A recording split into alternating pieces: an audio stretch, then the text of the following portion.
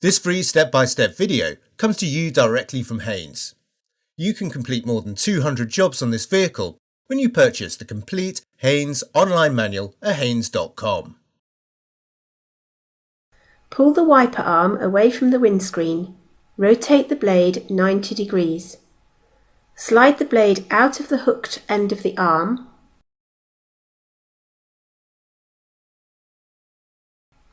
Locate the blade over the wiper arm and slide it up into the hook until the retaining clip engages.